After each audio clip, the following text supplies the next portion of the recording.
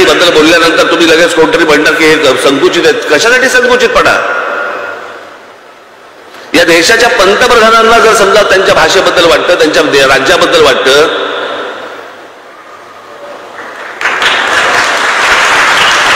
की जगामधला मोठा सर्वात मोठा स्टॅच्यू ऑफ लिबर्टी पेक्षा मोठा पुतळा कुठे बांधावा असं जर पंतप्रधानांना वाटतं तो गुजरातमध्ये बांधावा असं वाटतो.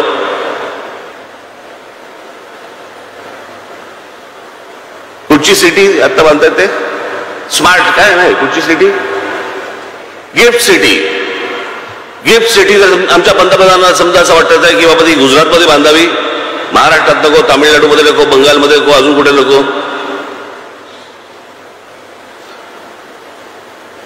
हिऱ्यांचा व्यापार आपल्याला त्यांना असं वाटतं की बाबा गुजरातमध्ये न्यावा असं वाटतोय, न्यावा त्यांनी.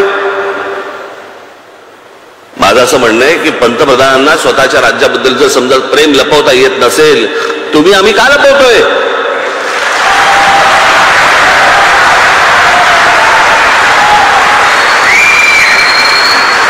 अनेकांना वाटू शकतं की बघितलं राज ठाकरेंनी पंतप्रधानांवरती टीका केली. टीका नाहीये. जो मूळ माणूस आपला आहे त्याला प्रत्येकाला आपल्या राज्याबद्दल, आपल्या माणसांबद्दल, आपल्या भाषेबद्दल प्रेम आहे. तुम्ही का लपवताय?